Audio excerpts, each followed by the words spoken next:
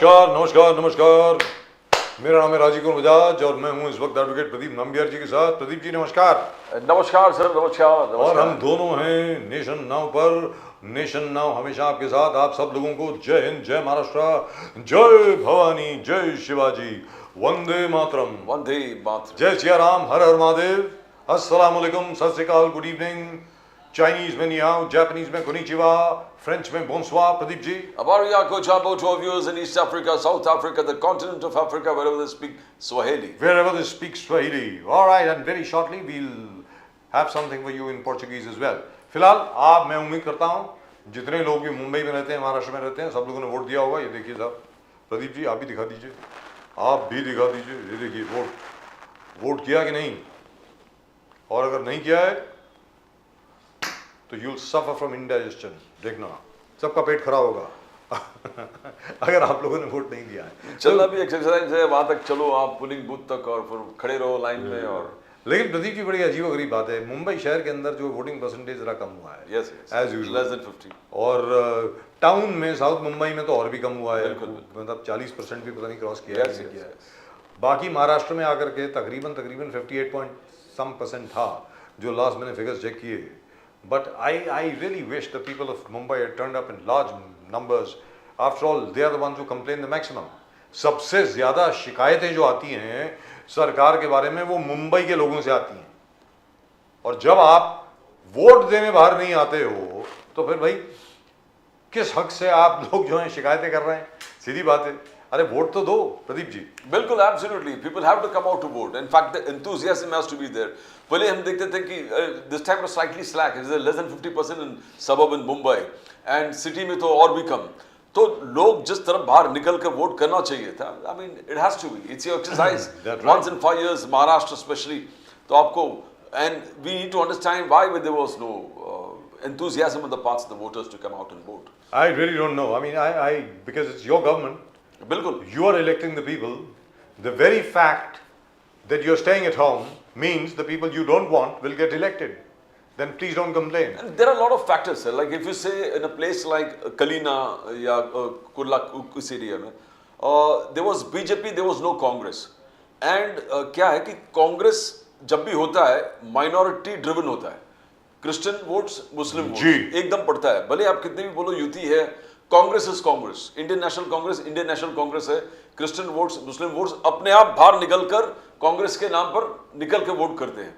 But places like Kalina where you had UBT, there was slight slackness early, जो Because perhaps there was no connect exactly. Perhaps the original Congress voters may have felt that this is not our candidate. मतलब शायद हमारा candidate नहीं है। तो we found that kind of a response where places like Kalina is concerned. And और दूसरी ऐसी भी Where Christian majority, I mean थोड़ा Christian का presence है, Christian community का presence है, they identify themselves more with the Congress. Sir, minorities everywhere in Maharashtra, somehow or the other, they have always identified with the Congress. बीच में जो मुस्लिम vote था वो बढ़ गया था because of the presence of the AIMIM. AIMIM यानी असदुद्दीन ओवैसी साहब की पार्टी की वजह से वो जो माइनॉरिटी वोट था, अल्पसंख्यक वोट था, वो बढ़ गया था। अब शायद उसकी कंसोलिडेशन हो गई है और भी ज़्यादा हो गई जब वोट जिहाद की बात की गई, बटेंगे तो घटेंगे की बात की गई, एक हैं तो सेफ है की बात की गई। तो अभी खबर आ रही होती है कि वन साइडेड पड़ रहा है तो वोट इस तरफ।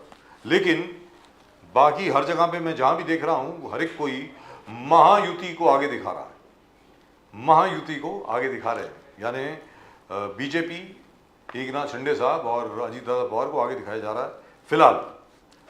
बहुत कम लगते हैं, वेरी एग्जिट पोल्स में 4 एग्जिट पोल में वो आगे हैं, 2 एग्जिट पोल में एमवी आगे है, और प्रदीप जी 1 एग्जिट पोल में इट्स अ हंग असेंबली। तो ये स्थिति है अभी। But point is it's clean sweep कुछ नहीं दिख रही, जैसे आप जी, क्लीन स्वीप वो कोई हवा नहीं दिख रही है साहब। एक जो होती है ना, एक हवा होती है कि भाई एकदम खत्म हो गया। मुझे ऐसा लग रहा है कि परहैप्स हवा है और हम लोगों को दिख नहीं रही है, क्योंकि देखिए साहब, लाडकी बहना स्कीम का जो इम्पैक्ट है वो ज़बरदस्त होने वाला है, वेदर यू लाइक इट और नॉट, होने ही वाला है, आप जो मर्जी कह लीजिए। लेकिन यहाँ पर उसको हर एक कोई हल्के में हाँक रहा है। मुझको ऐसा लग रहा है शायद गलती कर रहे हैं लोग। Pradeep ji. Also, sir, if you see the farmers' agrarian crisis की जब बात करते हैं, विदर्भ मराठवाड़ा जी। is badly affected because Vidarbha और मराठवाड़ा में farmers are crying, and especially western Maharashtra में भी onion farmers, cotton farmers, soybean farmers, sugarcane farmers, न बहुत सारे पश्चिम महाराष्ट्र में, विदर्भ में and Marathwada. Now these places, now if you see, Vidarbha was always, BJP has to perform exceedingly well in Vidarbha to see that, you know, they carry forward because BJP is like a torch bearer. Where Mahayuti concerned, BJP जितना अच्छा performance उनका vote share हो जाएगा, success rate, Mahayuti comes closer to the half line. If the BJP fails, where Marathwada and Vidarbha is concerned, especially Vidarbha is concerned, then you got a problem. Will the cotton farmers affect them where Paschim Maharashtra is concerned? And sugarcane farmers, will it affect where Paschim Maharashtra is concerned? Will it affect Vidarbha, where the agrarian crisis is the most? तो वहाँ के farmers किस प्रकार से react करते हैं? Will BJP be able to take back all the seats that they usually win from Vidarbha? Success rate Vidarbha में अच्छा होना चाहिए. Will they be able to do it? If they retain Vidarbha, then there's a chance that Pradeep ji ऐसा है, BJP लड़ रही है 149 सीटों पे, शायद 148 149, yes sir. हाँ, और इस 149 सीटों में अगर बीजेपी की 95 या 100 सीटें आ गई ना, उसके बाद गेम ओवर है. If the BJP gets in fact even 90 plus out of this 149, then it's game over. उसके बाद साहब मतलब महायुति की सरकार बन रही है, इसमें कोई दो राय नहीं. और अगर मान लीजिए भारतीय जनता पार्टी सिर्फ 60 या 70 के बीच में सीमित रह जाती है तो एमवी आती है उसमें, मतलब there is no doubt about it. At the moment with us we have a panel of very very esteemed guest indeed, our old friend Vinayak Ambekar साहब, जो पिछली बार उन्होंने बोला, विनायक अंबेकर साहब ने मुन्नी बदनाम हुई तेरे लिए, वो तो सारा मतलब पूरे देश में उसकी चर्चा हो गई. साहब विनायक अंबेकर साहब नमस्कार, जय सिया राम. क्या नमस्ते, जय श्री राम. जय सिया राम. मुकेश गांधी साहब कैसे हैं? बस मजे में भैया, नमस्कार. नमस्कार सर, नमस्कार, जय हिंद, जय हिंद. और अरशद आजमी साहब, जय हिंद साहब, जय हिंद साहब. अरशद आजमी साहब, जय हिंद. अरशद आजमी साहब, मैं तो बड़ा डिसअपॉइंट हो गया. मैं तो सोच रहा था कि आप इस बार चुनाव में लड़ेंगे, असेंबली कोई ना कोई चुनाव आप लड़ेंगे, मतलब ये क्या है, ये तो गड़बड़ है. चलिए इसके बारे में बाद में बात करेंगे, नाइंसाफी है. लेकिन फिलहाल क्योंकि आप दोनों लोग जो हैं, अंबेकर साहब और मुकेश गांधी साहब, आप दोनों लोग जो हैं वो सरकार से संबंधित हैं, इसलिए सबसे पहले मैं जाता हूं अरशद आजमी साहब के पास. अरशद आजमी साहब, आज जिस प्रकार की वोटिंग हुई है, जिस प्रकार की एक परसेंटेज ऑफ वोटिंग हुई है, ज़्यादा परसेंटेज नहीं हुई, इनफैक्ट 60% वोटिंग भी नहीं हुई है पूरे महाराष्ट्र में, 58.8% के करीब हुई है. महाराष्ट्र में मतलब मुंबई में तकरीबन 50% भी नहीं हुई है. तो सर आपको क्या लग रहा है कि क्या एमवीए जो प्रोजेक्शन थी एमवीए को लेकर के, महाविकास आघाड़ी को लेकर के, क्या वास्तविकता में पूरी होगी? अरशद आजमी साहब. जी हाँ, अच्छा ठीक ठाक वोटिंग हुई है. जितना लोकसभा में जितना जो लोगों में जोश था उतना तो जोश दिखाई नहीं दिया, लेकिन उसके बावजूद जो वोटिंग हुई है, आप ये देखिए कि जिस तरह से मुंबई शहर के अंदर लोग बहुत सारी चीज़ों को लेकर परेशानी में थे, खास तौर से जो धारावी का एक पूरा प्रोजेक्ट को लेकर पूरा बम्बई शहर आप समझ लीजिए कि पीक पर था. हर किसी को ये बात समझ में आ रही है कि जिस तरह से धारावी में धांधली कर कर प्रोजेक्ट अडानी को लाने की कोशिश की जा रही है, तो मुंबई कर में एक खौफ सा था कि शायद धीरे धीरे जो 540 एकड़ जमीनें मुंबई के दूसरे इलाकों में भी अडानी को दी गई, तो एक वो लोगों के अंदर एक खौफ सा नजर आ रहा था कि शायद अगर महायुति की सरकार दोबारा बन जाती है तो इसी तरह जबरन मुंबई में बहुत सारे स्लम्स एरियो पर ये लोग अडानी को कब्जा कराएंगे. उसको लेकर लोगों में आक्रोश था और उसको उसी बुनियाद पर ज्यादातर लोगों ने वोट डाला. फिर उसके साथ जो महंगाई और दूसरे जो अलग अलग तरह के भ्रष्टाचार जो पूरे मुंबई शहर और पूरे महाराष्ट्र में हुए हैं, तो लोगों में एक निराशा थी इस सरकार को लेकर. और सरकार ने कोशिश तो जरूर की थी लाडली बहन योजना के तहत कि किसी तरह लोगों को झांसे में लिया जाए, लेकिन आप रिजल्ट आएगा तो ये चीज़ आपको नजर आएगी कि वो लोगों में ये बात भी फैली कि भैया ये तो 4 महीना और लालच देने के नीयत से लोगों ने ये योजना की थी. अगर ये सही में लोगों का उद्धार करना चाहते थे, लोगों को फायदा पहुंचाना चाहते तो 2.5 साल पहले जब इनकी सरकार आई तभी इस तरह की स्कीम आ सकती थी, लेकिन ऐसा कुछ हुआ नहीं. और हम लोग जो है पूरी तरह से इस बात को लेकर उम्मीद में हैं कि 23 तारीख को अर्षद महाविकास साहब, आघाड़ी की सरकार बनेगी। आप हर बहुत सारे सीट्स में आप एटलीस्ट स्पेशली मुंबई में आप पूरे यानी यू आर देयर एवरीवेयर। हमने देखा कि आप सब जगह दौरा कर रहे थे, कैंडिडेट्स को सपोर्ट कर रहे थे, एमवीए जी। के कैंडिडेट्स को मदद कर रहे थे। आप यहाँ पर मुंबई में किस प्रकार से आप वातावरण देख रहे हो? बिकॉज हमने जैसे जनरल इलेक्शंस जब भी बीजेपी थोड़ा डामाडोल होता है तो they go for polarisation of votes, चाहे वो जनरल इलेक्शंस हो, कर्नाटका हो। क्या ये इफेक्ट यहाँ पर मुंबई में दिखने को मिलेगा? नहीं, देखिए, पोलराइजेशन करने की कोशिश तो बहुत की भाजपा ने और महायुति के दूसरे घटकों ने, लेकिन चूंकि मैंने कहा ना, लोगों की नजर में ये तमाम जो, देखिए, 4 महीना पहले ही लोकसभा का चुनाव हुआ है। 4 महीने में महायुति सरकार ने कोई खास बदलाव तो मुंबई शहर में या पूरे महाराष्ट्र में कोई खास बदलाव तो उनकी नीयतों में, उनकी नीतियों में तो कोई खास बदलाव आया नहीं। लोगों को ये बिल्कुल उम्मीद भी नहीं जगी कि दोबारा इस सरकार को लाने से कौन से हालात बदल जाएंगे। पोलराइजेशन की कोशिश की, जिस तरीके से मीडिया के जरिए भी बहुत सारा प्रोपेगेंडा किया गया कि वोट जिहाद हो रहा है, ये सब हो रहा है। लेकिन साहब देखिए, पेट की आग बहुत बड़ी होती है। जब आदमी को पेट में भूख लगी होती है ना, तो वो दूसरी चीजों पर नजर नहीं जाती। जैसे लोग कहें ना, भूखे पेट भजन नहीं गाया जा सकता। तो पोलराइजेशन नहीं हुआ मुंबई शहर में, और लोगों की जो दिन रात की जो रोज की समस्याएं हैं, रोजगार, ये तमाम समस्याएं हावी रही। आपने देखा होगा आज मुंबई शहर में खासकर युवाओं के जो हालात हैं, बड़ी बड़ी डिग्रियां हासिल किए हुए युवा जो है वो जोमेटो और स्विगी जैसे संस्थानों में खाना बेचने का काम करते हैं। काम कोई बुरा नहीं होता, लेकिन आदमी पढ़ाई लिखाई सिर्फ इसलिए करता है कि उसकी पढ़ाई के हिसाब से उसको कोई अच्छा स्टैंडर्ड, कोई अच्छा उसको नौकरी मिले। ऐसी निराशा है मुंबई शहर में खास तौर से, और बहुत जागरूक शहर है मुंबई, पूरे देश की आर्थिक राजधानी है, तो ज्यादा यहाँ पर लोग ज्यादा आसानी से चीजों को समझते हैं। पोलराइजेशन नहीं हुआ इस चुनाव में। भाजपा ने, और भाजपा के पास वही एक मुद्दा भी था, दूसरा कोई मुद्दा नहीं था। कोशिश की, योगी जी ने कहा बटेंगे कटेंगे, लेकिन लोगों ने कहा कि न बटेंगे न कटेंगे, भैया रोजगार चाहिए, अगर रोजगार दोगे तो जीतेंगे। मोदी जी ने कहा एक है तो सेफ है।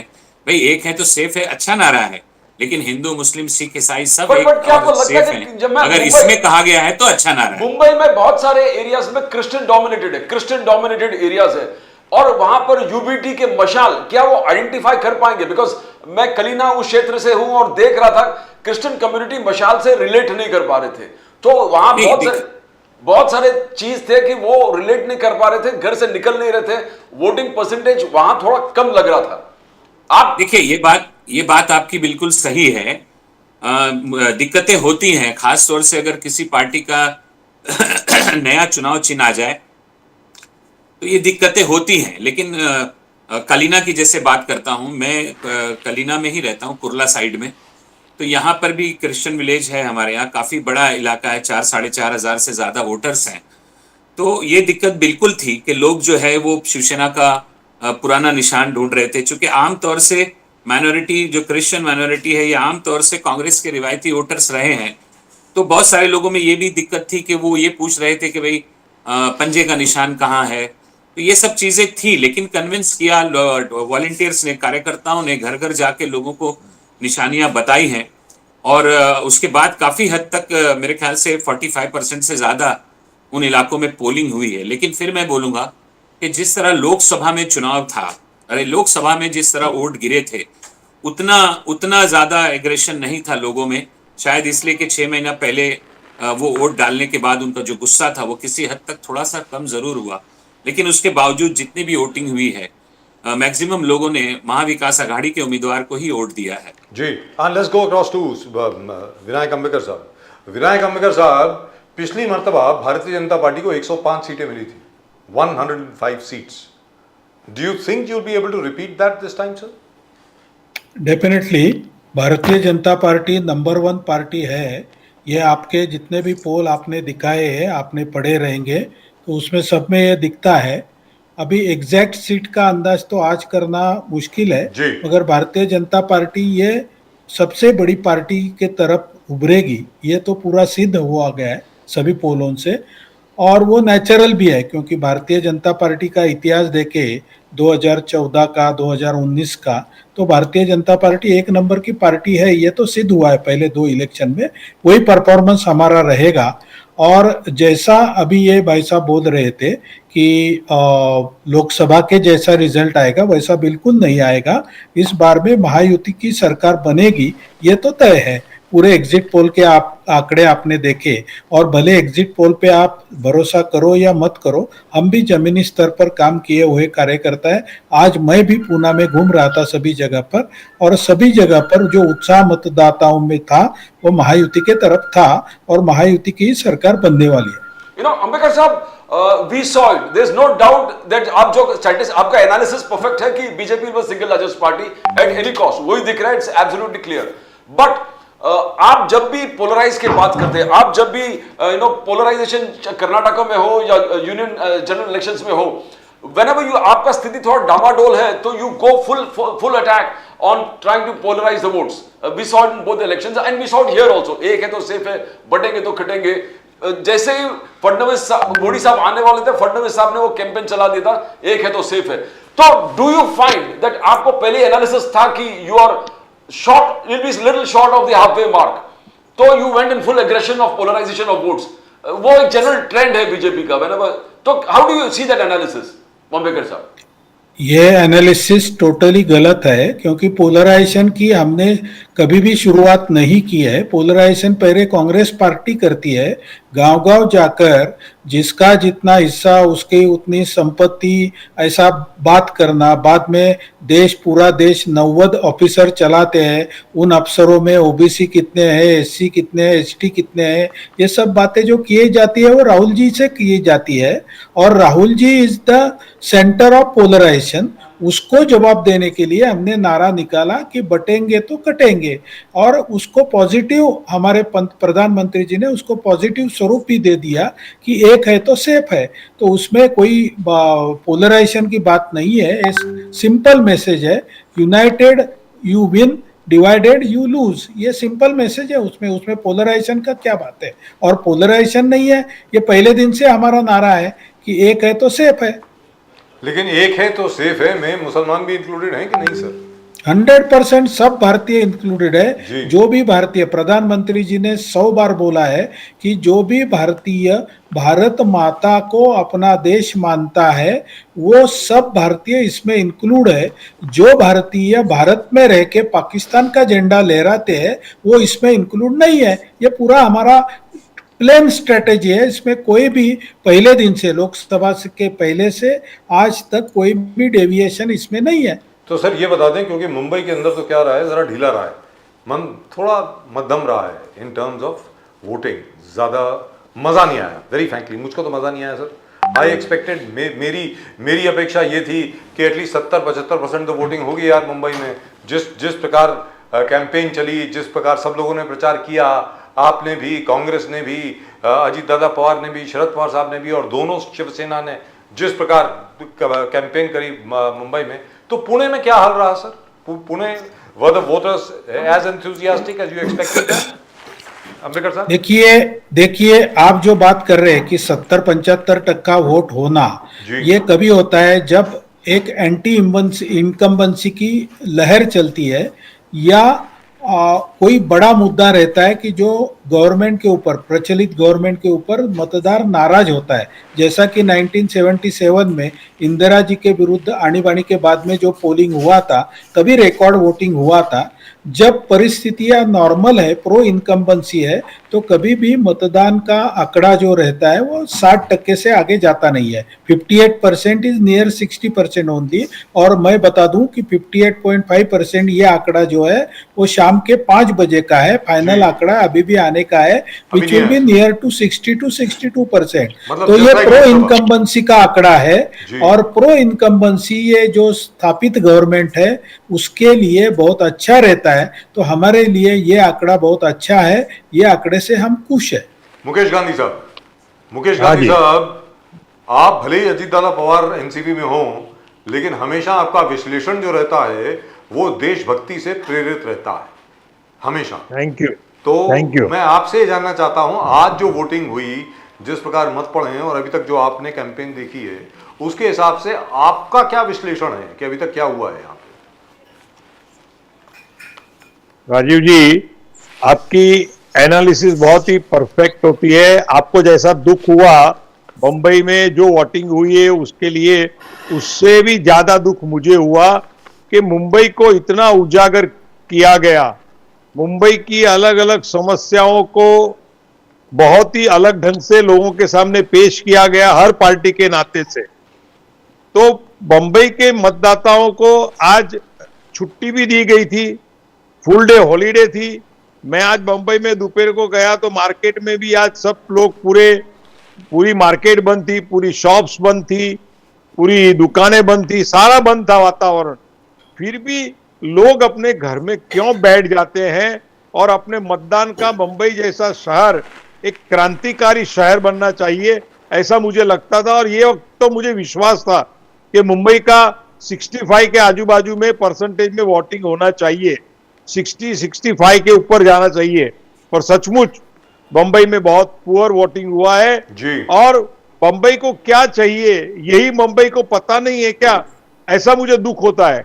अभी वो महाविकास आघाड़ी की फेवर में करे या महायुति की फेवर में करे, पर मतदाताओं को आकर के पूरा मतदान का अपना जो पावर है वो यूज करना चाहिए था। वो जो नहीं किया है वो बहुत ही गलत हुआ है इस टाइम में, इसका मुझे बहुत दुख है सर। और सबसे बड़ी बात यह, एक सेकंड प्रदीप जी, इसी बात के ऊपर मैं, और उसके बाद मैं आऊंगा अरशद आजमी साहब के पास। सर देखिए, मेरा जो अभी अंबेडकर साहब ने कहा बिल्कुल ठीक कहा कि जब 60% के ऊपर वोटिंग होती है तो ज्यादातर एंटी इनकम्बेंसी होती है, ज्यादातर, unless there is something like Pulwama which has happened or Balakot strike which has happened, then it's a separate issue. लेकिन सर मुंबई शहर में 2.5 के 3 साल से बीएमसी के चुनाव नहीं हुए और यही हाल जो है वो बहुत म्युनिसिपल कॉर्पोरेशंस का है। तो it's actually a hyper local election. This election is being fought on hyper local issues. मेरी अपेक्षा ये थी मुकेश गांधी साहब कि हर कोई आकर के अब यहां पर आकर के वोट करेगा ये बताने के लिए कि भैया आप कर क्या रहे हो, where is our corporation, where are our corporators, किसके पास जाएं हम अपना रोना लेकर के। मुकेश गांधी साहब। यस राजीव जी, आपकी बात एकदम सही एनालिसिस आपने किया कि बिकॉज मैं भी अपनी पार्टी के कोरम में भी मैंने यही बात की थी कि हमने कॉर्पोरेशन का इलेक्शन लड़वाया नहीं, पहले असेंबली के इलेक्शन के पहले कॉर्पोरेशन का इलेक्शन होना जरूरी था। वो क्यों हमारे महायुति ने नहीं करवाया, वो मुझे भी एक प्रश्न है। और मैं हमेशा एक्सपेक्ट करता था कि पहले कॉर्पोरेशन का इलेक्शन होना चाहिए, क्योंकि आज क्या हो गया है कि छोटी छोटी समस्या, सिविक प्रॉब्लम के कारण जो कॉर्पोरेटर अवेलेबल होने चाहिए वो अवेलेबल नहीं रहते हैं। जो पुराने नगर सेवक थे उनके पास जाते थे तो लोगों को तकलीफों का जवाब नहीं मिलता था, सॉल्यूशन नहीं मिलता था। म्युनिसिपल कमिश्नर की ऑफिस में, वार्ड ऑफिस में लोग चक्कर लगाते थे, फिर भी सॉल्यूशन नहीं आता था जो होना चाहिए। और रूलिंग पार्टी हो या ऑपोजिशन पार्टी हो, सब अपना अपना उल्लू सीधा करने में पड़ जाती थी। तो ये रियल फैक्ट है। तो ये इसके कारण क्या हो गया, इसके कारण देखिए, एक मिनट सर, इसके कारण क्या हो गया कि मुंबई का कॉर्पोरेशन का इलेक्शन हुआ नहीं, ये एक घटना है। दूसरी घटना कि Mumbai is a very allied class people and very intellectual levels people, और मुंबई के अंदर मुंबई के प्रश्नों के ऊपर जो फोकस होना चाहिए और जिस तरह से बात होनी चाहिए वो अपोजिशन ने इतनी दबा दी। उसमें अदानी लेके आए, धारावी लेके आए, ये करके वो करके कांग्रेस ने पूरे मुंबई का जो डेवलपमेंट हुआ था वो डेवलपमेंट को फोकस करने में इतना लोगों को गुमराह किया है कि उसके कारण क्या हो गया कि मुंबई के लोगों के अंदर एक प्रकार की पैसिवनेस आ गई। ये पैसिवनेस भी is one of the factor. Congress ने बहुत ये इलेक्शन में जिस तरह से धारा, क्या बारामती में क्या we saw misuse of government machinery, क्या जिस प्रकार से योगेंद्र पवार पे जो हैरेसमेंट, उनके माता जी को बाहर निकलकर प्रोटेस्ट करना पड़ा, सुप्रिया सुले जी को वो इस दिन इलेक्शन के दिन अटैक, श्रीनिवास पवार के घर पर रेड यानी ऑफिस पर रेड। तो क्या आपने गवर्नमेंट मशीनरी का मिसयूज जिस प्रकार से बारामती किया, इट सीम्स बी ऑब्वियस, क्या इतना जरूरी था मुकेश गांधी साहब? सर ये तो बारामती में नहीं, हर जगह पे हर कैंडिडेट का जो कुछ भी होता है वो सर्वे करने का होता है, उनके लिए एनालिसिस करना पड़ता है, वो काम होता था। अभी श्रीनिवास पाटिल जी के यहाँ माने योगेंद्र पवार के पिताजी की कंपनी के ऊपर खाली एक इन्वेस्टिगेशन हुआ, उसमें कोई उनको हैरेसमेंट तो किया नहीं गया, उनको कोई तकलीफ नहीं दी गई है। और दूसरी कि योगेंद्र पवार की मदर को भी ऐसा वहां के लोकल लोगों में कुछ 2-4 कार्यकर्ताओं ने किया होगा, तो उसको इतना बड़ा बवाल बना के उन्होंने इतना, वो उनका नाम मेरे ख्याल से शर्मिला है, तो वो जो भी नाम है उनका, योगेंद्र जी की मदर है, उन्होंने जिस तरह से अजित पवार के और एनसीपी अजित पवार गठ के सामने जो बवाल खड़ा कर दिया, वो कुछ बात में दम नहीं था। दूसरी बात, सुप्रिया सुले जी हर बात को, छोटी बात को इतना बड़ा फ्लेयर अप कर देते हैं कि इससे लगता है कि पूरा भूकंप आने वाला है और पूरा गलत काम कर दिया अजित पवार ने। ऐसी बात नहीं है। और बारामती में कोई तकलीफ अजित पवार के हमारे कार्यकर्ताओं ने, अजित पवार जी ने और अजित पवार जी ने गवर्नमेंट इन्फ्लुएंस करके कोई बारामतियों को हैरेस करने का काम नहीं किया है। अरे सर, आज अजित- बारामती में मैंने क्रॉस 8 से 10 फोन किए अलग अलग लोगों को, जो हमारे पुराने सरदार जी। शरद पवार साहब के साथ में भी थे। उनको भी पूछा कि रियल एनी हॅरेसमेंट, वो बोलता है नाही चालतात हे सगळं आपला पॉलिटिक्स बारामतीचा वेगळा आहे, हे एक दुसऱ्यावर असं एक आक्षेप करतात, पण हे मॅटर मध्ये काही घ्यायचं नाही। And Ajit Pawar is going strong in Baramati, that was the hurting to Supriya Sule ji. तो मतलब इसी वजह से अजीत दादा पवार ने आइडेंटिफाई भी कर दिया कि वो टेप के अंदर हाँ मेरी बहन की आवाज है, बिटकॉइन वाली जो हाँ तो टेप चल रही है ना। है। अरे ये सर, ये राजीव जी, ये बिटकॉइन का इश्यू तो लास्ट 6-8 महीने से चल रहा था अंडर करंट में। ये राइट टाइम, चलो अभी भी उसको एक्सपोज कर दिया ना, बहुत जरूरी था। अरे सर, विनोद तावड़े क्योंकि- साहब को पैसे के साथ पकड़ा गया है, इसलिए एक्सपोज कर दिया आपने शाम को। क्या है नहीं, वो Vinod sir, too much of a Tawde ने coincidence। पैसा कोई लेके गया नहीं, उसने कहा ना उसका कोई, उन्होंने जो ठाकुर ने भी, भाई ठाकुर ने भी जो भी केस किया है, सर, भाई वो ठाकुर के पैसा छोटे मिला, भाई हैं उसके वो। ऊपर का हितेंद्र ठाकुर है, किया भाई ठाकुर नहीं है। हितेंद्र ठाकुर, अप्पा ठाकुर। हितेंद्र ठाकुर ने भाई कोई ऐसा आक्षेप नहीं, एफआईआर ऐसी नहीं करवाई है सर, ये 2 पैसे के एफआईआर बारे नहीं है, में। 2 एफआईआर। सवेरे से 3-3 अलग अलग स्टेटमेंट थे। तावड़े जी जब घेरा हुआ था तो अलग स्टेटमेंट था, घेरबंदी से निकला तो अलग स्टेटमेंट था, और शाम को तो एकदम फ्री स्टेटमेंट था। 3 स्टेटमेंट था गांधी साहब। बेसिकली अगर तावड़े अपसेट होता तो आप टीवी चैनल पे देख सकते थे कि ही वाज नेवर अपसेट। वो एक अपने Sir, he was very कार्यकर्ताओं upset को in the मिलने के morning. लिए जाता है, Sir, इंटरेक्शन the- करने Sir, के लिए Vinod ji is जाता a है, great friend. और बहुत अच्छे हितेंद्र दोस्त हैं। ठाकुर ने पूरा एक गेम बना करके पैसे की शाबाश। बात डाल दी। न तो उसकी गाड़ी में से पैसा निकला, न तो कहीं से पैसा निकला, और 9,53,000 रुपए 15 करोड़ आ गया, 9,53,000 रुपए की बात हुई है। Anyway, we will talk about that. Arshad Azmi साहब, जो अभी बात करी मुकेश गांधी साहब ने भी, कि कांग्रेस ने पूरे के पूरे जो असली मुद्दे थे मुंबई के, उनसे लोगों का ध्यान जो है हटा दिया, लोगों को गुमराह कर दिया। अब आप बताएं सर, अरशद आजमी साहब। हाँ, मतलब ये 2 लाख लोगों का धारावी में बेघर हो जाना, ये असली मुद्दा नहीं है। कहां से सर 50,000 बेघर हो गए सर? उनको देखिए, आपने जब हमारे सर, सर, उनको बोलने दीजिए ना। मुकेश गांधी साहब, मुकेश गांधी साहब, जब आप बोल रहे थे, आजमी साहब ने आपको टोका नहीं है। जी बोलिए अरशद आजमी 2 साहब, लाख बोलिए। लोग बेघर हो रहे हैं, ये असली मुद्दा नहीं अरे है। बेघर कहाँ हो गए? बेघर कहाँ हो गए सर? जाइए ना, अभी पता तो काम लगाइए। भी शुरू नहीं हुआ है। खाली बोल अभी दीजिए, काम धारावी में खड़े होके आप सिर्फ बोल दीजिए कि कहाँ बेघर हो गए, देखिए क्या होता है कहाँ आपके बेघर साथ। हुए? अरे मैं धारावी 4 दिन पहले जाके आया हूँ, कोई धारावी अभी में बोला नहीं है ना frustration आपने है, वहां पे सर। कि कोई बेघर नहीं हुआ। अरे ये सर, धारावी धारावी के में लोग आप आज 4 भी दिन खुश- पहले जाके आए, धारावी आपने बोला में नहीं ना कि कोई बेघर नहीं 4 हुआ। दिन पहले ये सब इश्यू चलता था। आप धारावी गए हैं क्या? आपने धारावी धारावी के लोगों, वहां हमारा कुंभार समाज है पूरा, हाँ, वो कुंभार समाज पूरे गुजराती लोगों का है, और उनके कारण उनके एक प्रोग्राम में मैं गया था, उनके साथ मिला, फिर बाद में धारावी में मैंने पूरा घुमा, 4 घंटा में घुमा और पूरा सर्वे किया।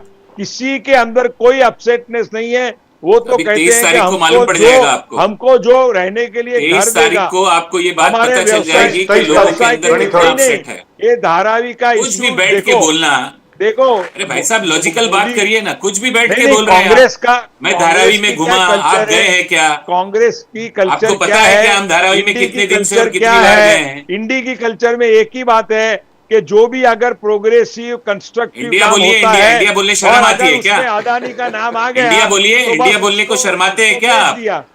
हाँ,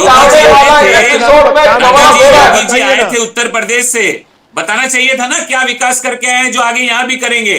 लेकिन कोई अरशद आलवी बुलडोजर साहब, लोगों को मारा पीटा विकास यहीं किया पे है। सर एक होगा। सवाल तो सुन बात ले, बोलेंगे। सर एक सवाल तो सुन ले ना सर,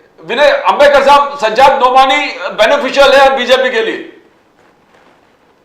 सर आपका आवाज नहीं आ रहा है, सच- उनका आवाज आपने बहुत बड़ा रखा है। सज्जाद- तो ऐसे डिबेट में मैं कुछ बात करना नहीं चाहता हूँ। सर, मिस्टर मैं सज्जाद, डिबेट छोड़ रहा प्रदीप हूँ जी है राज, क्योंकि नहीं आप जो जो छोड़िए आवाज आवाज सज्जाद दे को रहे मानी। हैं छोड़िए और मत, वो कभी छोड़ना नहीं, वो एक छोड़ने आदमी का नहीं जो है कभी वही भी। बड़बड़े जा रहा है। आपका चैनल आपका है क्या उनका है? चैनल सर, किसका है? अंबेडकर साहब, प्रदीप नंबियार जी has asked you about Mr. Sajjad Nomani. Sajjad वो नुमानी कुछ And what- एक and what he लाइन भी said. मुझे सुनाई नहीं दे रहा है। Can you और hear me वो आदमी now? बीच बीच में बड़बड़ रहा है। Sir, can you जरा hear me? जोर से बोलिए। Sir, can you Nambiar hear me साहब। now? आपको मेरी आवाज आ रही है? मैं राजीव बजाज बोल रहा हाँ हूं। अभी आ रही है आपकी जी, आवाज। अच्छा, अंबेडकर साहब, प्रदीप जी ने आपसे यह पूछा कि सज्जाद नोमानी साहब का जो लिस्ट ऑफ डिमांड्स है और उन्होंने जो कहा कि इसके सिपा सालार ये हैं 1 2 3 4 जो उन्होंने नाम दिए, उस विषय के बारे में क्या कहना चाहेंगे आप? अंबेडकर साहब बोलिए।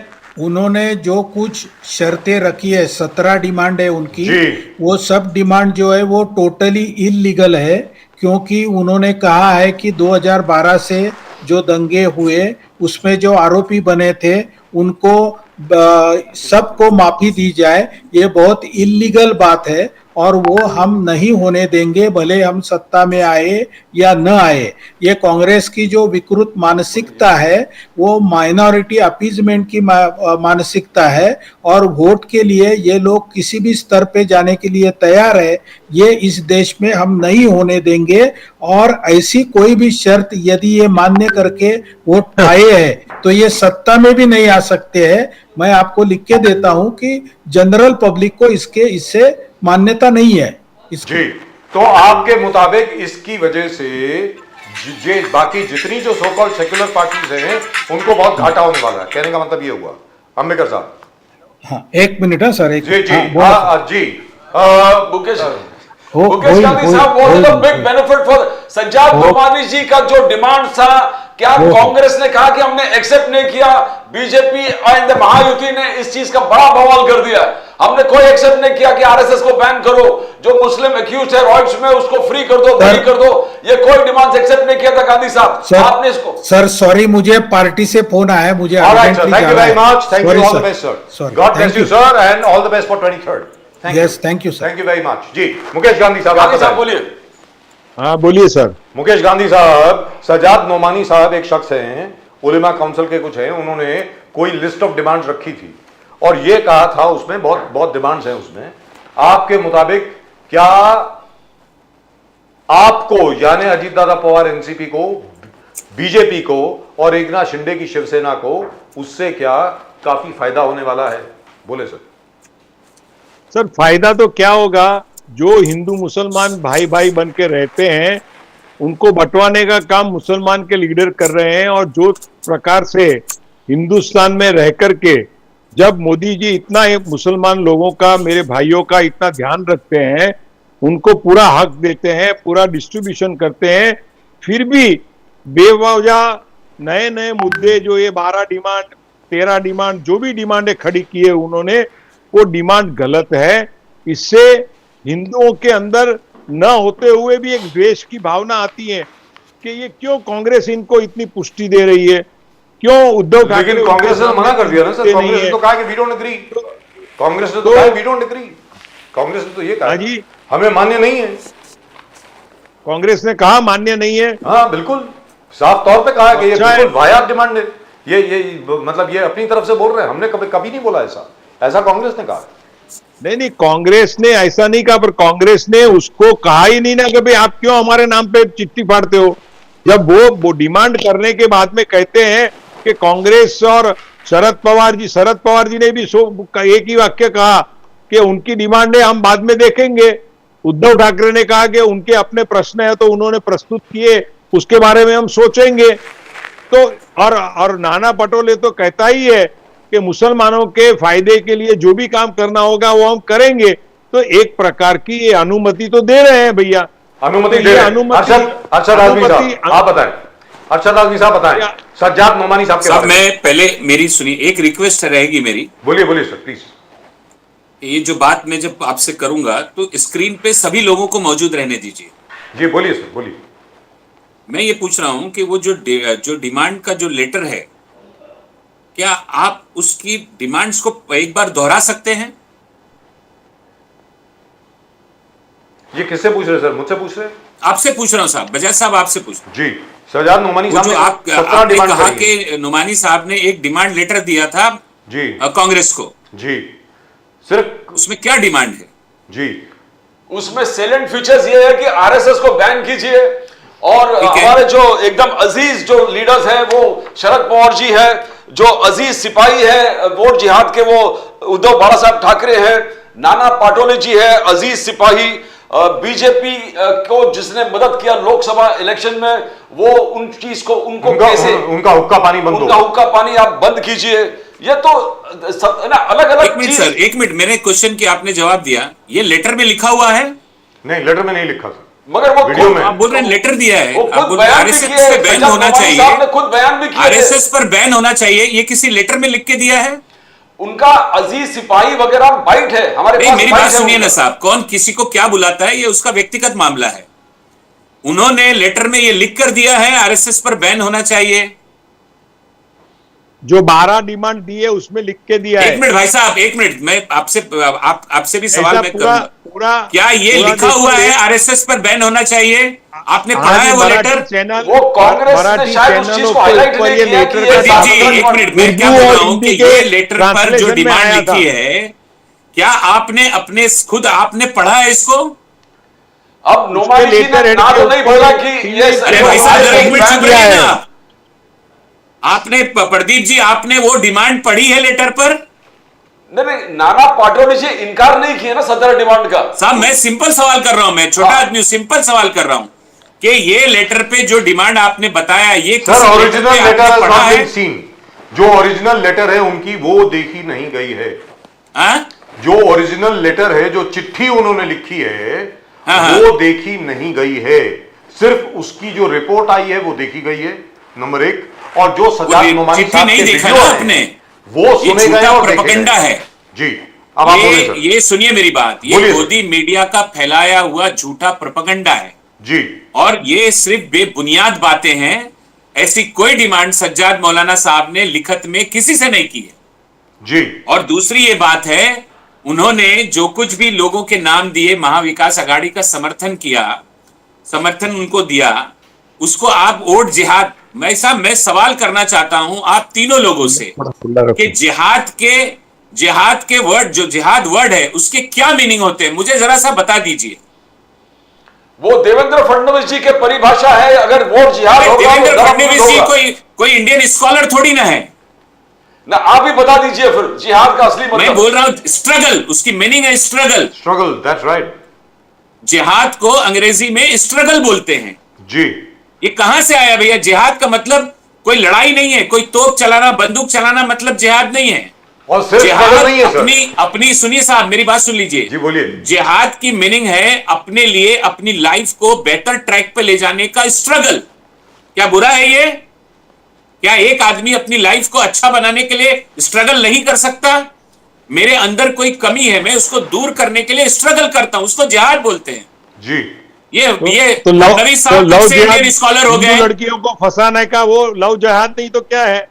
हाँ, लो वही तो। अब देखो, अब बताओ जिहाद का, अभी ये जाहिल आदमी है, अभी मैंने बता दिया कि जिहाद का मतलब क्या है, और ये लेके आ गए। और भाई साहब सुनिए, आप जिहाद सुनिए, का जिहाद इतना का आदमी दादागिरी साहब मत करिए मतलब मोदी यही जी की। आजमी साहब एक आप सेकंड, उठा- आप कब एक उठा आजमी के साहब अजीत दादा को दिखा बाहर रहे फेंक हो। देंगे, आजमी आपको साहब पता एक नहीं सेकंड, एक चलेगा। सेकंड, एक सेकंड, एक सेकंड। इतना ज्यादा मत तरफदारी कीजिए। अरशद आजमी साहब एक सेकंड। मुकेश कौन से? गांधी- एक मिनट अरे साहब, अरशद एक आजमी सवाल करता हूं। साहब, अरे जब आपकी ये भी बात बोलना बेबुनियाद शुरू इल्जाम करता हूं तब लगाया भी आप जाता बोल नहीं है। देते। अरशद साहब, आजमी साहब एक आपको हो सेंटेंस क्या बोलने गया है आज? दीजिए। ये अरशद आजमी साहब बेबुनियाद आपको क्या हो गया है? मुझे बताइए, कौन से समाज में कौन से लोग हैं जो एक दूसरे के समाज में जिनकी शादियां नहीं होती, जो लव मैरिज नहीं करते? कौन सा ऐसा? सर क्या आज किसी हिंदू आज लड़के ने केरला किसी में मुस्लिम लड़की से केरला में शादी भी नहीं की देखिए, होगी? केरला के क्रिश्चियन लोग भी आज कह रहे हैं कि आज वही तक नहीं कह हमने रहा है। सुना था, आपके पर आज दिमाग आज में भरा केरला हुआ के कचरा ये बोल रहा है। केरला के क्रिश्चियन भी आज फेडअप हो गए। आपके दिमाग में जिस जो तरह से- गंदगी भरी है ना, जिस सिर्फ तरह वो ये से बात आज बोल रही है, वहाँ लव और जिहाद कोई नहीं चल बोल रहा रही है। सर एक ऑफिशियल स्टेटमेंट में पढ़ूं यहाँ पे। कन्वर्ट किया जा रहा है फोर्सिबली। कोई कन्वर्ट नहीं कर रहा है। अरशद जो आजमी हो रहा है, साहब, मर्जी से हो रहे हैं। अरशद आजमी साहब मुस्लिम और लड़कियों ने मुकेश गैर गांधी मुस्लिम साहब। लड़कों से शादियां की हैं, अपनी मर्जी से की हैं। अरशद आजमी साहब एक बहुत सेकंड। सारे नहीं, बहुत फंसाया सारी गया है। लड़कियों ने मुस्लिम फंसाया लड़कों से गया है। शादी की है, उनको अपनी जाके मर्जी किसी से की है, उनको जाके इतना बेचा टाइम नहीं है हुआ भाई है साहब किसी के पास सर, के पूरे बैठ के ये सब अरे करेगा। मुकेश गांधी साहब, कितने अमित शाह जी इंसिडेंट इसके बारे में हुआ क्या है? कहते हैं आपको मालूम है? आप अमित लोगों शाह ने को क्या पता कहा है है भैया। पार्लियामेंट में? सर अकबर आजमी साहब, मिस्टर आजमी 1 मिनट प्लीज, बात करिए ना उस पे। Mr. Azmi, 1 minute, please. Mr. Mukesh Gandhi, are you aware of what the Home Ministry has said with regard to love jihad on the floor of the Lok Sabha? आपको मालूम है क्या official जवाब आया गवर्नमेंट ऑफ इंडिया का? We don't know what love jihad is. We are not aware. ये home ministry की statement है, भारत की के गृह मंत्रालय की स्टेटमेंट है, लोकसभा के पटल पे कि ये लव जिहाद क्या होता है हमें मालूम नहीं है. We are not aware. Mukesh Gandhi साहब, this is मैंने for जो your कहना था information. कह दिया है. This is for your information. जी अरशद गांधी साहब आप कुछ बोल रहे थे, बोलिए. मैं ये बोल रहा था ये सारे झूठे प्रोपेगेंडे हैं अपनी नाकामियों को छुपाने के लिए। ये भाजपा उसकी दूसरी साथी पार्टियां इस तरह के झूठे प्रोपेगेंडे करते हैं। ये कह रहे हैं कि कांग्रेस मुसलमानों को सुविधाएं देने की बात करती है। क्यों भैया, मुसलमान इस देश का नागरिक नहीं है क्या? मुसलमान ने इस देश की आजादी को लड़ा नहीं है क्या? कांग्रेस धर्म पर आधारित राजनीति नहीं करती है। कांग्रेस एक सेकुलर पार्टी है और सेकुलरिज्म का मतलब यह होता है कि संविधान की छतरी के नीचे सभी धर्म को मानने वाले लोग अपने अपने अपने तरीके से चलते हुए अपने देश की उन्नति के लिए, उसकी तरक्की के लिए काम करें। यह मतलब है सेकुलरिज्म का। आपने उसकी परिभाषा ही बदल दी। अरे भाई, किसी भी समाज, कोई भी समाज अगर पिछड़ जाता है तो उसको आगे लाने के लिए सरकारें प्रोग्राम बनाती हैं। बाबा साहब अंबेडकर ने जो संविधान का जिस संविधान को लिखा था उसमें उन्होंने आरक्षण की बात क्यों की थी? इसीलिए की थी कि जो लोग पिछड़ गए हैं उनको हाथ देकर आगे लिया जाए और उन्हें आरक्षण देकर उन्हें किसी भी तरह मुख्य धारा में शामिल किया जाए। तो आपको और अजीत दादा, और भाई साहब आप तो राष्ट्रवादी अजीत दादा पवार की पार्टी से हैं, आप कब से दुश्मन हो गए माइनॉरिटी के? अभी अजीत दादा माइनॉरिटी के दुश्मन कहाँ हुए हम? दुश्मन की क्या बात आई भाई इसमें? नहीं, आप तो लॉ जिहाद आप ही बोल रहे हैं, भाजपा की भाषा बोल रहे हैं आप। नहीं, टेक्निकल बात के ऊपर डिस्कशन चल रहा है, इसमें कोई हम सब दोस्त हैं, दुश्मन कोई किसी का नहीं है। अभी आपने बोला ना लॉ जिहाद, ये तो भाजपा की भाषा है। आज लव जिहाद के नाम पे हमारे कई लोग गुजरात में, पर्टिकुलरली अहमदाबाद, बड़ोदरा और जो बिछड़ा हुआ एरिया है बनासकांठा, साबरकांठा, उसमें इतना बड़ा कन्वर्जन किया गया है और कितनी लड़कियों की हालत हुई है सर, पूरी मीडिया में बात भी नहीं आती है। मैंने तो पर्सनली उनको देखा है। मैं पहले मीडिया में और एक बात नहीं आई है गुजरात की। गुजरात से कई हजार लड़कियां गायब है, उनका पता ही नहीं है। ये बात भी मीडिया में नहीं आती है। ये गुजरात मॉडल ये चेहरा नहीं दिखाई देता लोगों को। सर किसने किया है? पूरा Sir, we are getting diverted from the issue. Favour में बोल रहे हो सर, हम इशू से डाइवर्ट कर रहे हैं। निकालिए ना सर। अभी ये टॉपिक छोड़ दो, महाराष्ट्र की बात होगी। अभी इलेक्शन की बात करते हैं, अभी ये टॉपिक छोड़ दो, इसके लिए अलग चर्चा रखें। इसलिए बोलना नहीं, अभी छोड़ दीजिए। मुकेश गांधी साहब, क्या शरद पवार जी का बैस्टन पश्चिम महाराष्ट्र जो है, पश्चिम महाराष्ट्र में भूकंप होगा? शरद पवार जी लास्ट टाइम जो 50% से ज्यादा सीट्स एनसीपी के टोटल पश्चिम महाराष्ट्र में आया था, क्या अजित पवार वहां भूकंप मचाएगा जहां शरद पवार जी का पूरा एक बैटल ग्राउंड है वो पश्चिम महाराष्ट्र? कैसे देखते हो वहां पर? सर हमारी अजित पवार एनसीपी पार्टी के सर्वे के हिसाब से पश्चिम महाराष्ट्र में अजित पवार को बहुत ही अच्छा फायदा होने वाला है और वेस्टर्न महाराष्ट्र में इस वक्त शरद पवार से ज्यादा सीटें अजित पवार गठ की आएगी, वो आप लिख के रखना। आजमी साहब, मैं आपको पूछना चाहता हूं, आपके बगल में नवाब मलिक साहब भी खड़े हैं, अबू आजमी खड़े हैं, अबू अजीम आजमी खड़े हैं। आजमी साहब एमवीए के कैंडिडेट हैं, नवाब भाई भले ये है महायुति के मगर वो भी खड़े हैं। तो क्या ये डिविजनरी टैक्टिक्स है? क्या मुसलमान वोट्स फूटेगा? क्या अबू आजमी वहां पर मात खाएगा? कैसे आप देखते हो? आप बहुत देखे हैं करीब से। गोवंडी में, सुनिए साहब, गोवंडी में महाविकास अघाड़ी के कैंडिडेट जो हैं उनको जितने भी गोवंडी में सेकुलर वोट हैं, सिर्फ मुस्लिम नहीं, जितने भी हिंदू, सिख, ईसाई और दूसरे समाज के सेकुलर वोट हैं, जो लोग धर्म पर आधारित राजनीति को पसंद नहीं करते, वो तमाम के तमाम लोग महाविकास अघाड़ी के कैंडिडेट को ही वोट दिया है उन्होंने। तो उसमें डिवीजन का कोई सवाल नहीं उठता। देखिए, मैंने फिर कहा, गांधी साहब को भी मैं कहता हूं, आप राष्ट्रवादी से साहब भाजपा की तरफ मत देखिए। भाजपा की भाषा, ये लोग सिर्फ डिवीजन करते हैं।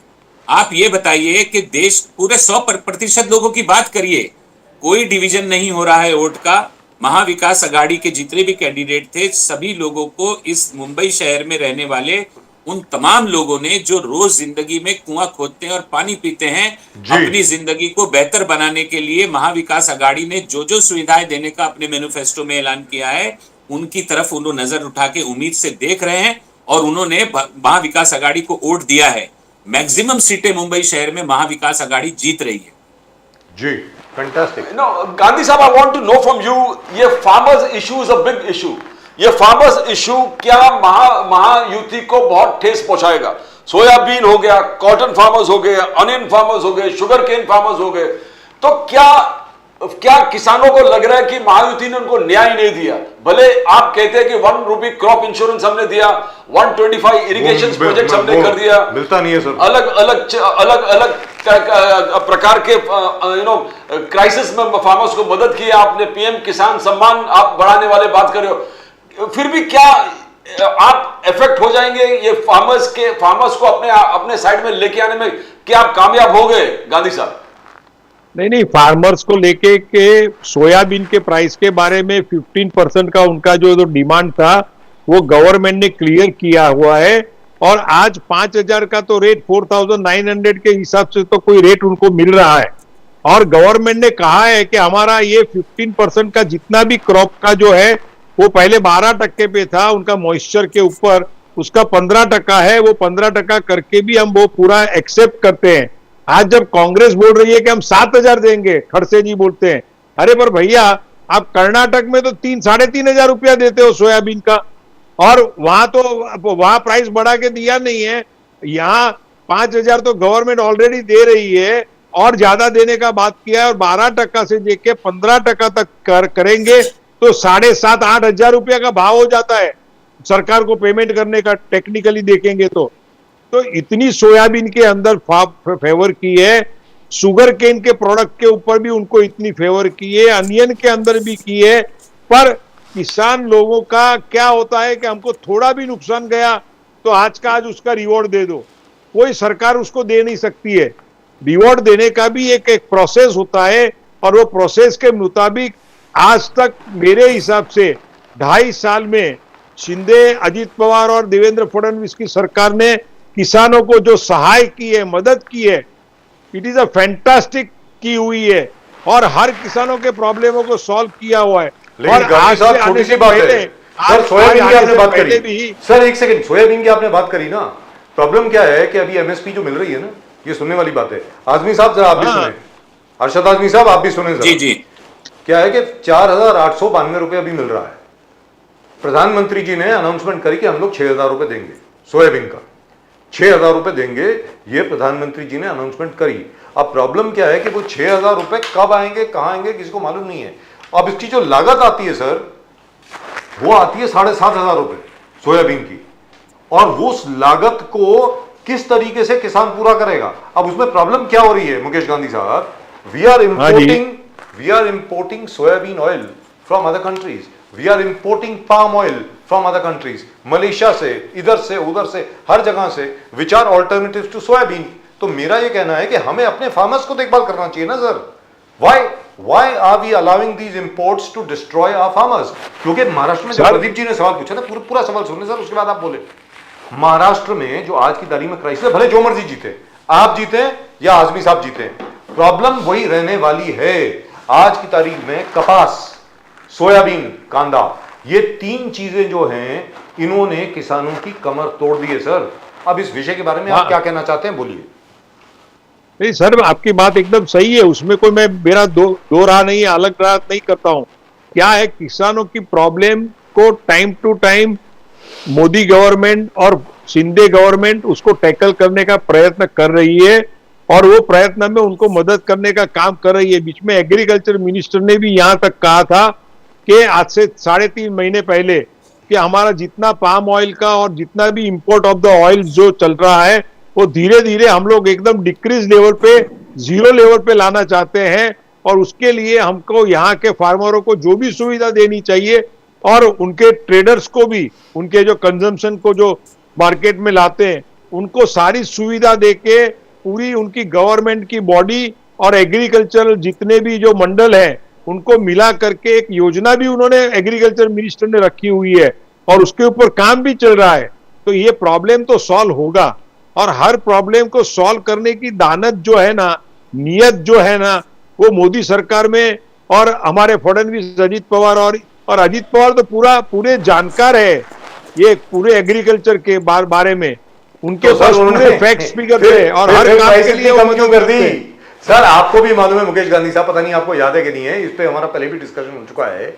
6 साल पहले सोयाबीन के लिए 12,000 रुपए पर क्विंटल मिलते थे सर, 12,000, सॉरी 8 साल पहले 12,000। Today the price has come down to 4,892। अब किसान कहां से जिएगा सर, आप मुझे ये बताइए, क्योंकि प्रधानमंत्री जी ने प्रॉमिस किया, सबने प्रॉमिस किया, अग्रेरियन क्राइसिस है, सबको मालूम है। और इंश्योरेंस का जहां तक सवाल है, जो प्रदीप जी ने अभी बात करी ना, 1 रुपए वाली इंश्योरेंस की, अगर उसके ऊपर डिस्कशन हो जाएगा ना सर गांधी साहब, तो बहुत लंबा चलेगा, रात के 12 बज जाएंगे यहीं पर। यही इंश्योरेंस कंपनी ढूंढते ढूंढते आप थक जाएंगे, आपको नहीं मिलेगी।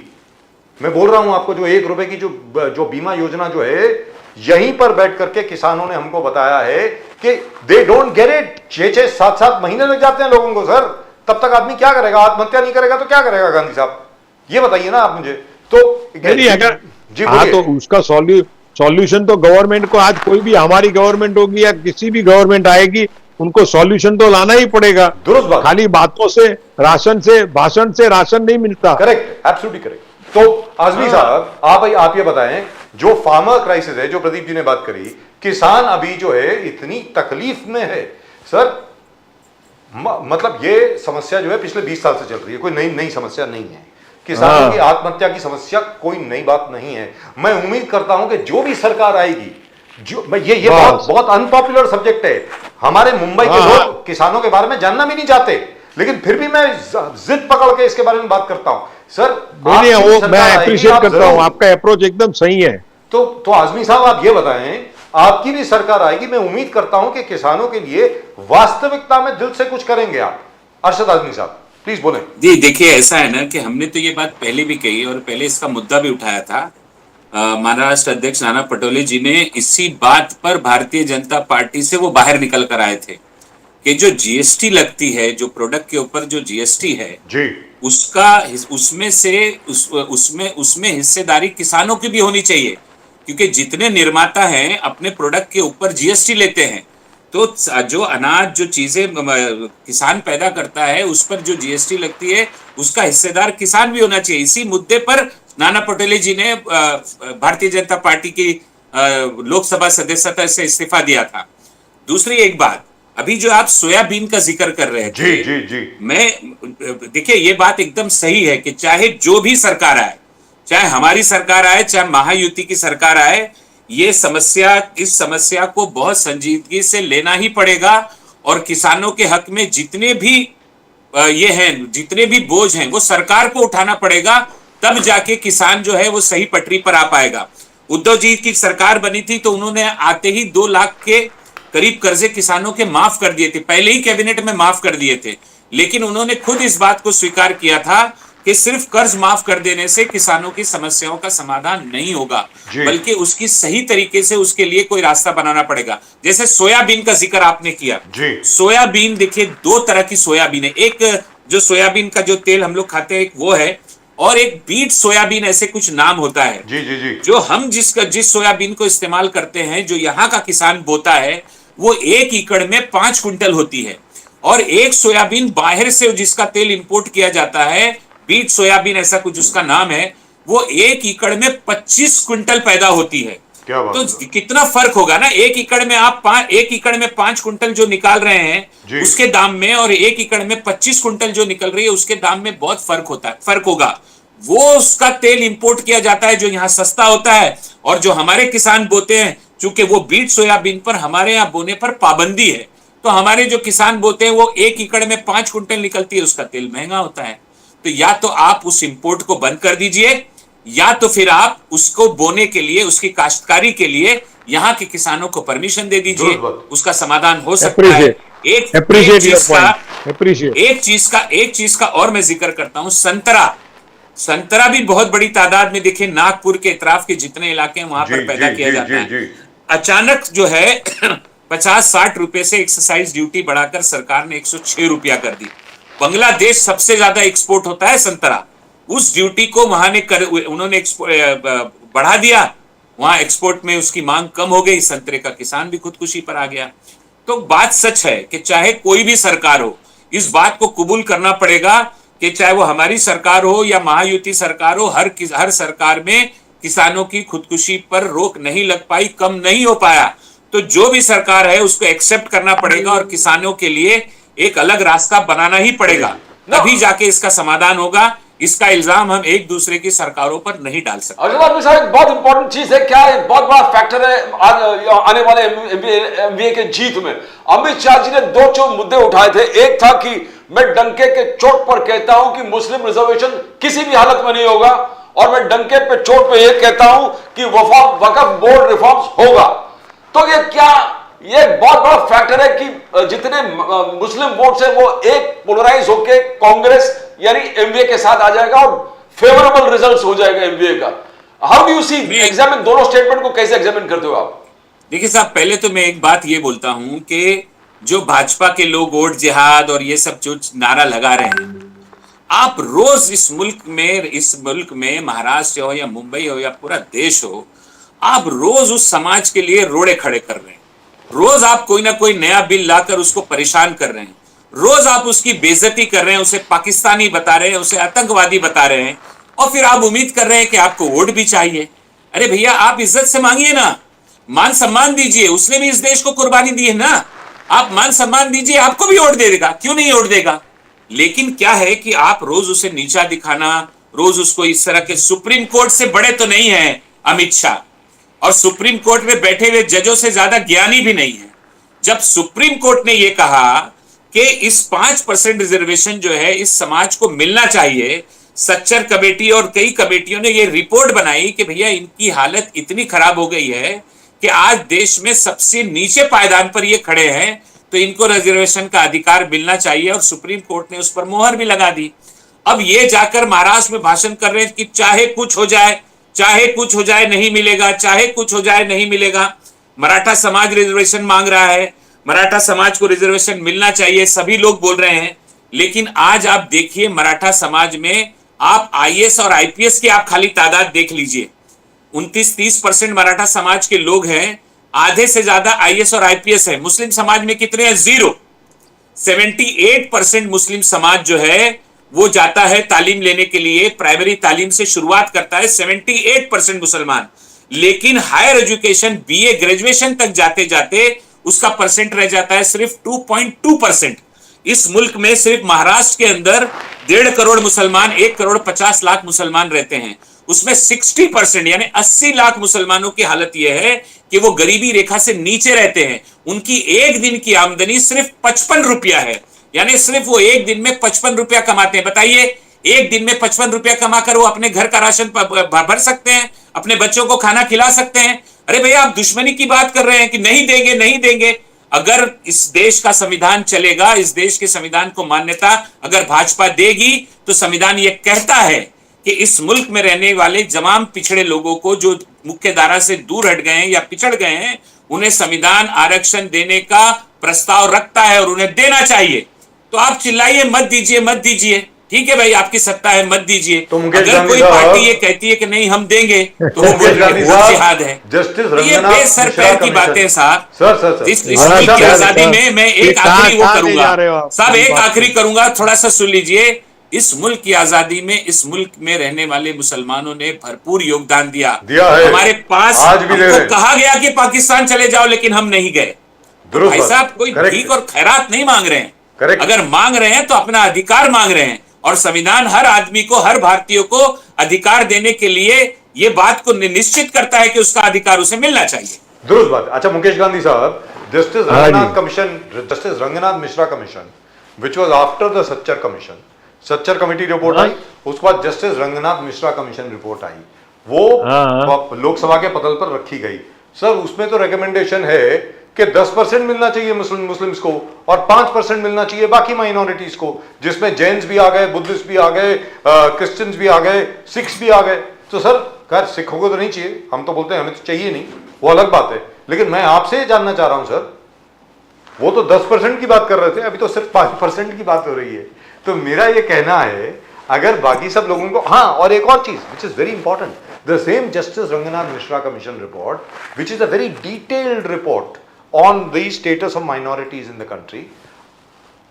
हो सकता है कि आदमी साहब को ये बात बुरी लगे, मुझे मालूम नहीं है। उनका ये मानना है महाराष्ट्र में, मध्य प्रदेश में, उत्तर प्रदेश में, बिहार में सर कई ऐसी जगह हैं जहां मुसलमानों की हालत दलितों से भी बदतर है, दलितों से भी बदतर है सर इस वक्त। It says so right there in the commission with empirical data. तो सर अगर इस देश में मुसलमान तकरीबन 23-24 करोड़ हैं, जब तक वो मेन स्ट्रीम में नहीं आएंगे सर देश आगे कैसे बढ़ेगा? You cannot allow just 24 crore people to stay behind, to lag behind the rest of the country. Mukesh Gandhi साहब। सर एक बात तो है कि सच्चर कमेटी का रिपोर्ट था, तो फिर कांग्रेस ने क्यों उसको इंप्लीमेंट नहीं किया है? पहली बात नहीं, रंगनाथ मिश्रा कमेटी और दूसरा Sachar committee report was just a preliminary report, उसकी जो डिटेल्ड रिपोर्ट है वो रंगनाथ मिश्रा कमीशन बाद में सच्चर कमेटी के रिपोर्ट के आने बाद में कांग्रेस कितने साल गवर्नमेंट में रही, तो सेंट्रल गवर्नमेंट में आने के बाद में उन्होंने उनके ऊपर क्यों कोई फोकस नहीं किया? और दूसरी बात कि 60-70 सालों से कांग्रेस मुसलमानों के वोट के ऊपर अपनी गवर्नमेंट चलाती है। आज भी लोकसभा में भी 99 सीट तक वो वापिस पहुंची है because of the Muslim vote. तो मुस्लिमों के लिए कांग्रेस ने आज तक क्या रचनात्मक काम किया? और दूसरी बात कि अगर जितने ओबीसी लोग हैं हमारे और जो शेड्यूल्ड कास्ट शेड्यूल्ड लोग हैं वो 50% रिजर्वेशन, तो उससे आगे जाने के लिए तो हमारा संविधान ना कह रहा है सर, सुप्रीम कोर्ट ना कह रहा है, ओबीसी संविधान नहीं के कह रहा। नहीं सर मेरी बात सुनिए, ओबी सुप्रीम कोर्ट है सजेस्टेड नॉट जी। गिवन द वर्डिक्ट जी। कि उनको 5% देना चाहिए। It was the observation of the supreme That's court. right. I know it very well. गलत बात है, गलत बात है ये। नहीं ऑर्डर आप नहीं गलत हुआ है, बोल रहे हैं कभी गांधी भी साहब, order- आप गलत बोल रहे हैं। अगर सुप्रीम कोर्ट का ऑर्डर हुआ होता तो पूरे मुस्लिम समाज के लोग पूरा चढ़ जाते थे और अब नहीं लेकर चढ़ के जाते थे। रखते भाई थे। साहब मैं एक बात आपको ये नहीं इंटरप्ट हुआ कर है। रहा हूँ। नहीं भाजपा में एक जाना मिनट, चाहते हैं एक क्या मिनट, आप? एक मिनट सर, ये अगर इतना है आप भाजपा में और प्रवेश वक्फ करना बोर्ड चाहते हैं और क्या?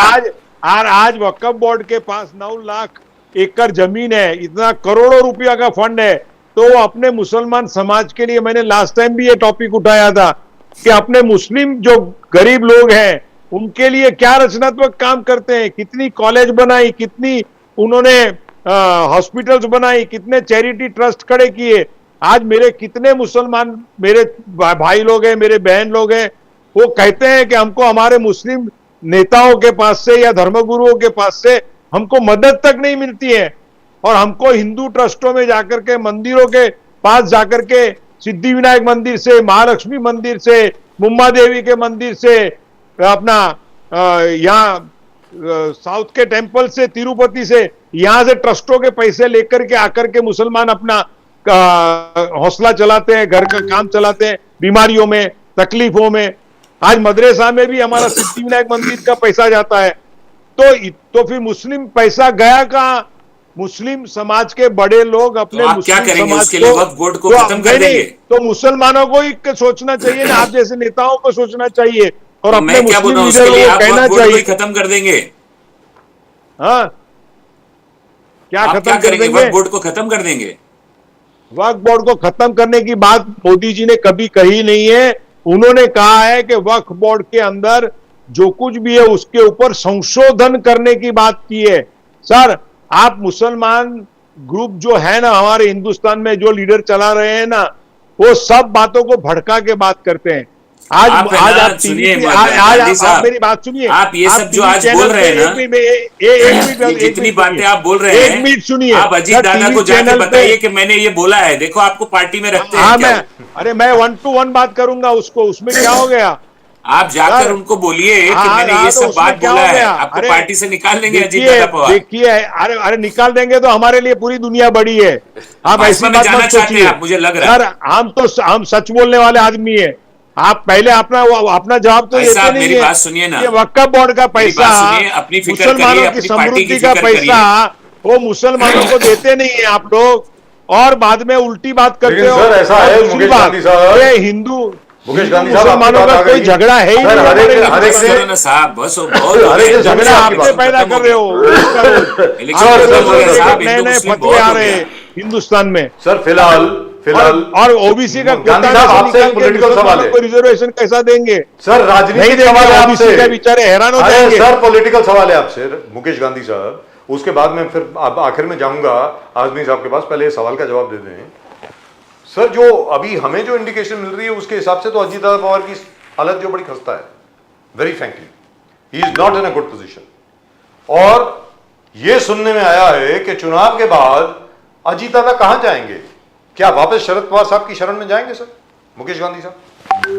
सर आप 23 तारीख तक वेट कीजिए। अजीत पवार की 35 से 40 सीट आ रही है, आप लिख के रखिए, कोई चिंता मत मतलब कीजिए। और अजीत पवार जी 3 को या 4 शरद सीटें। पवार जी के पास जाने की कोई जरूरत नहीं पड़ेगी, ऐसा मेरा पूर्ण विश्वास है। और आप लिख के कागज के ऊपर जी, लिखूंगा मेरी सर। सिग्नेचर दे देता सर हूं भाई, कि you 35 said it. से कम We recorded seat it, sir. Ajit Pawar की नहीं आएगी।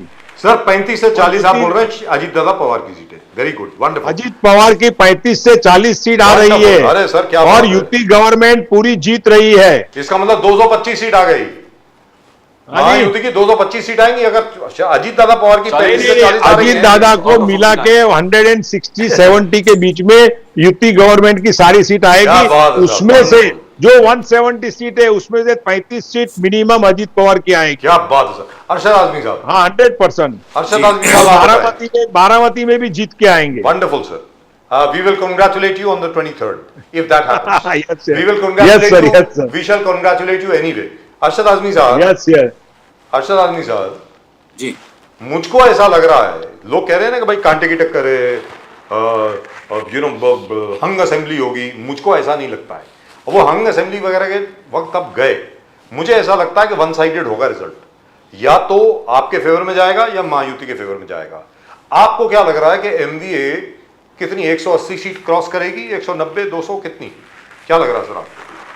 नहीं, मैं देखिए, मैं बहुत एग्जैक्ट फिगर तो नहीं बता पाऊंगा क्योंकि इतना एनालिसिस तो मेरा है नहीं, जी और पूरे महाराष्ट्र में कौन कौन सीटों पर क्या पोजीशन रही वो भी नहीं है। लेकिन जिस तरह का कैंपेन किया महा विकास आघाड़ी ने मुंबई में, जिस तरह से ज्यादातर असर मुंबई और कोकण साइड में ज्यादातर असर उद्धव जी का रहा, उद्धव जी ने वहां ज्यादा कैंपेन किया।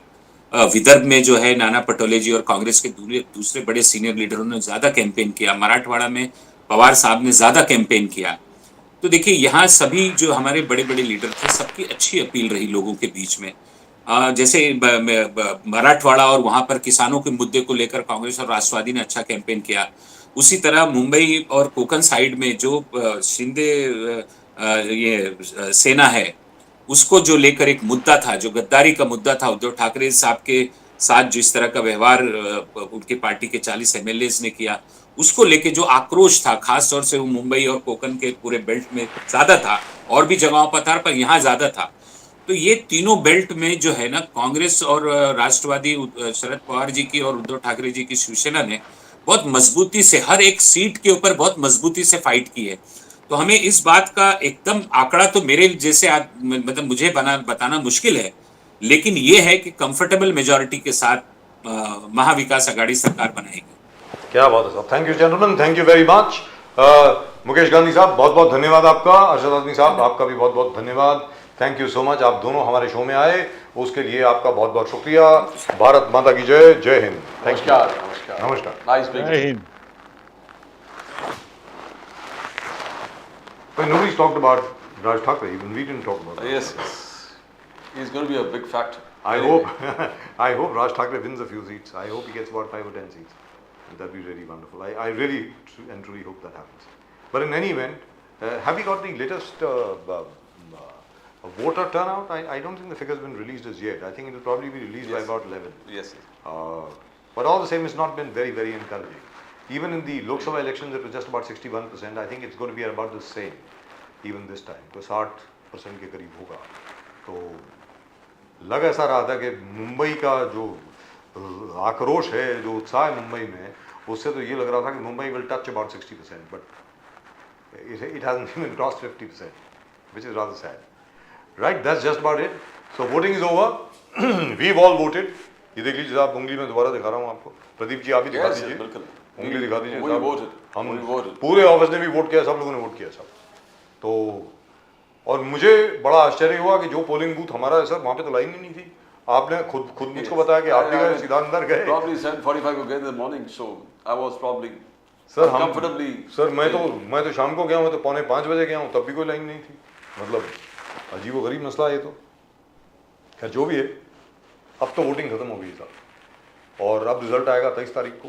उम्मीद करते हैं जो भी सरकार आए, भले महायुति की हो, महाविकास आघाड़ी हो, लोगों के मुद्दों को लेकर के आगे बढ़े और लोगों के मुद्दों का कोई ना कोई उपाय बाहर निकाले, कोई ना कोई उपाय निकाले। चाहे जो मुंबई में है sir, there is not been municipal corporation here for 3 years, 3 साल से म्युनिसिपल कॉर्पोरेशन नहीं रही है बीएमसी में, नवी मुंबई में, उसके अलावा पूरे म्युनिसिपल कॉर्पोरेशन ऐसे 11 के 12 इस प्रकार की म्युनिसिपल कॉर्पोरेशन हैं, जो महानगर पालिका हैं, जहाँ पर चुनाव नहीं हुए। मैं उम्मीद करता हूँ कि जल्द से जल्द वो चुनाव होंगे, जल्द से जल्द उनका जल्द से जल्द सोल्यूशन निकाला जाएगा। I hope.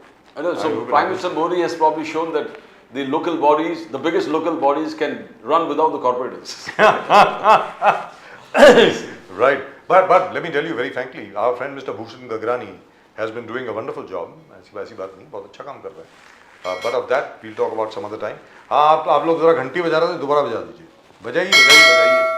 ये है सब्सक्रिप्शन के लिए, सब्सक्राइब करें चैनल को जरूर सब्सक्राइब करें। It is of no cost, मतलब आपको इसका पैसा नहीं देना पड़ेगा साहब, सब्सक्राइब कर दें, इट्स फ्री। और as far as Pradeep ji and I are concern, we'll be back with you tomorrow. कल एक बार फिर आपके साथ होंगे। अपने कमेंट जरूर भेजें। प्रदीप जी, ये कमेंट आया था कल कि आप जरा क्या है वो नेचुरली बात करें। मुझे मालूम नहीं था मैं अननेचुरली बात कर रहा हूँ, अजीब गरीब मसला है, खैर जो भी है। But anyway, thank you for sending that. और 3-4 और लोगों ने भी लिखा है उल्टा सीधा, कि एक बंदे ने तो लिखा है अमिताभ बच्चन की आवाज़ में बोलना बंद कीजिए, ये कीजिए, वो कीजिए, पता नहीं क्या कुछ है। अब आप लोगों, आपके सुझाव और आपके कमेंट के लिए बहुत बहुत धन्यवाद। इसी तरह भेजते रहें, जो भी लिखना हो, गालियां भी देनी हो देते रहिए, मैं ज़रूर पढ़ूंगा। फिलहाल आप सबको नमस्कार, जय हिंद, जय महाराष्ट्र, जय भवानी, जय शिवाजी, वंदे मातरम, Vande Mataram. जय सिया राम।